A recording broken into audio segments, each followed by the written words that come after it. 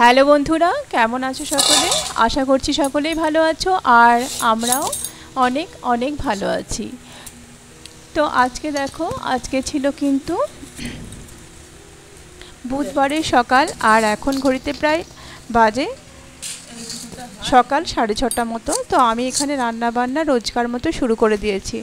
এখানে দেখো একটা লাউ ছিল, প্রায় 3-4 দিন আনা হয়েছিল। তো লাউটাকে আজকে ভাবছি রান্না করব।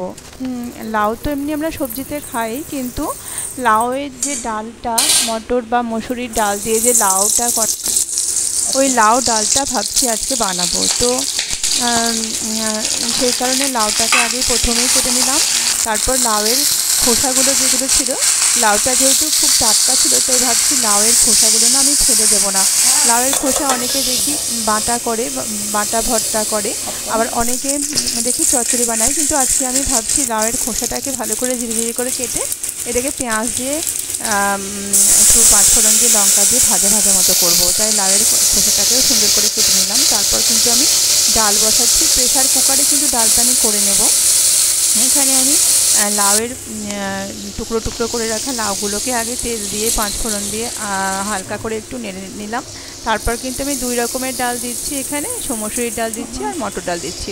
তো 2 রকমের ডাল দিয়ে আমি কিন্তু এবার লবণ হলুদ পরিমাণ মতো দিয়ে তারপর একটু গরম জল দিয়ে প্রেসার কুকারটা আটকে দেবো। আর 3-4টে মতো সিটি দিলেই হয়ে যাবে, কারণ মসুর ডালটা তো একটা সিটিতেই হয়ে যায়।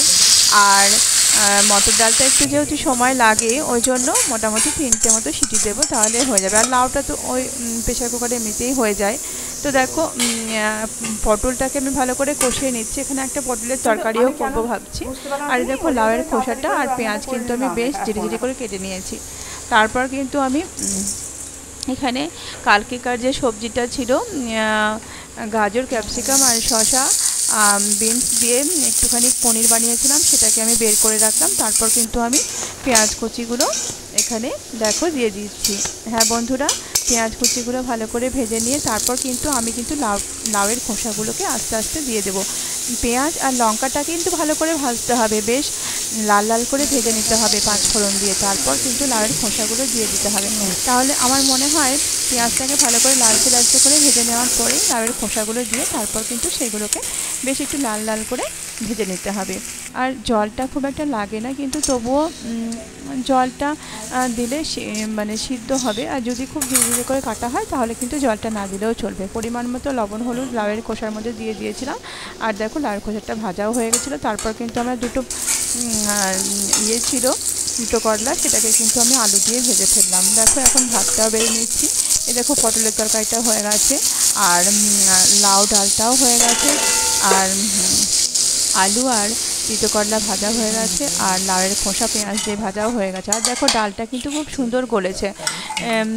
এখানে লাউ আর মসুরি মটর যে ডালটা করেছিলাম সেটা শুদ্ধ দিয়ে দিলাম। তাহলে চলো খাবারটা রেডি করে নিই। আর এখন খাওয়া দাওয়া শুরু করতে হবে। ঘড়িতে প্রায় 8:30-9টা বাজে। তারপর তো স্কুল আছে আমার ছেলের হাজব্যান্ডের। তো দেখো খাবারটা কিন্তু দিয়ে দিলাম। তারপর কিন্তু আমি স্যালাড আর কিছুটা ফল কেটে দিলাম। তো আজকের লাঞ্চটা এ পর্যন্তই ছিল।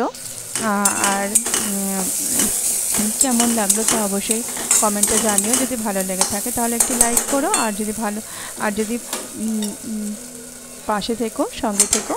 আর দেখো এখানে লাল লাল করে কিন্তু আমি তিতো করলা ভাজাটা নামিয়ে নিলাম। তখন নামানো হয়নি, প্রথমে খাবারটা দিয়ে দিয়েছিলাম। তো সমস্ত রান্না আমার কমপ্লিট হয়ে গেছে। আর লাউয়ের খোসাটাকেও নামানো হয়েছিল না, প্রথমে আমি খাবারটা দিতে গিয়েছিলাম। তো দেখো এখন কিন্তু লাউয়ের খোসা ভাজাটাকে বেশ ভালো করে লাল লাল করে ভেজে নিচ্ছি। আর লাল লাল করে পেঁয়াজ কুচি দিয়ে ভেজে নিলে কিন্তু খেতে খুব সুন্দর লাগে। তো যাই হোক, ভাতটা তো বাড়া হয়ে গেছে, তো খাবারও সময় হয়ে গেছে। আর সকলেই খেতে বসেও গেছে। তো খিদে পেয়ে গেছে খুব, অনেকটা টাইম যেহেতু হয়ে গেছে। তো আজকের লাঞ্চে এগুলোই ছিল: তিতো করলা আলু দিয়ে ভাজা, তেল পটল, আর ছিল লাউয়ের খোসা পেঁয়াজ দিয়ে ভাজা, আর ছিল লাউ দিয়ে ডাল। আর গতকালকের যে তরকারি ছিল কুমড়োর তরকারি। আর আরেকটা জিনিস ছিল, সেটা হচ্ছে মিষ্টি কুমড়োর মানে বীজটাকে সুন্দর করে পোস্ত দিয়ে আর চালের গুঁড়ো দিয়ে আমি ভেজেছিলাম। তো এটা খেতে খুব ভালো লাগে। তো বন্ধুরা, আজকের ভিডিওটা এই পর্যন্তই। দেখা হচ্ছে আবার আরেকটি নতুন ভিডিওর সাথে।